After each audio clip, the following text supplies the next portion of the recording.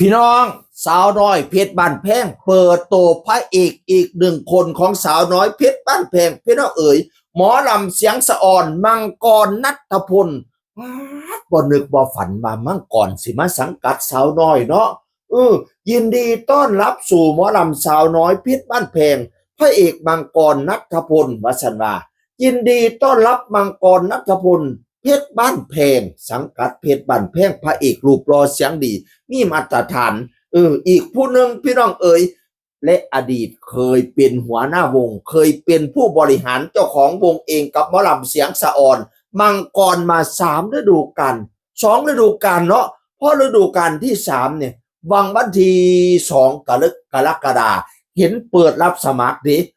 เสียงสะอ่อนมังกรณัฐพลปีที่3โค้งสุดท้ายเปิดรับสมัครศิลปินหมอลำเรื่องต่อกรทำนองของแก่น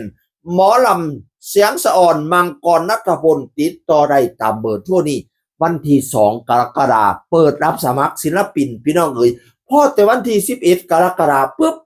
หัวหน้ามังกรประกาศยุติ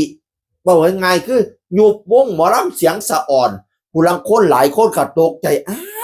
มื้อนั้นคือรับสมัครมื้อนี้คือปิดคือหยุดวงแล้วพะนะว่านั่นน่ะน้อยบ่ทันโดนเห็นไปโพอยู่รายการหมอลำบัลลังก์หมอลำพี่น้องเอ๋ยตอนนั้นก็ว่าเข้ารอบ60 คนโอ้ยบ่แม่นธรรมดาเด้อเข้ารอบ60 คนได้นี่พี่น้องเอ๋ยได้เบอร์ที่15มั่งก่อนนะพี่น้องเอ๋ยตอนนั้นเขาก็ว่าหรือว่าเราเสียไปเอาดีทั้งปุ่นสิไปเป็นศิลปินเดียวสิไปมีซิงเกิลเดียวบ่ว่าหลายคนกันสงสัยไปต่างๆนานาในที่สุดทั้งบอสโจทั้งเพจสาวน้อยเพชรบ้านแพงก็เอามาประกาศแล้วว่า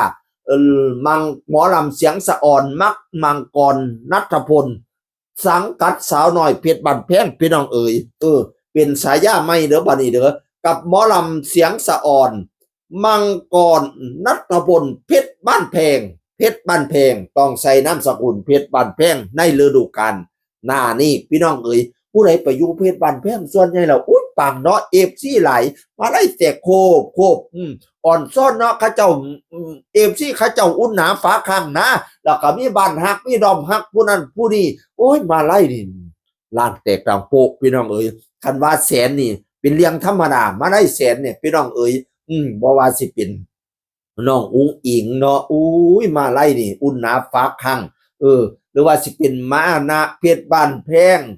เป็นมานะสาวหน่อยแล้วเพิ่นโซ่เนาะแล้วก็ฮักแพงวรัญญาพรบ่ว่าสิเป็นโอ้ยนัด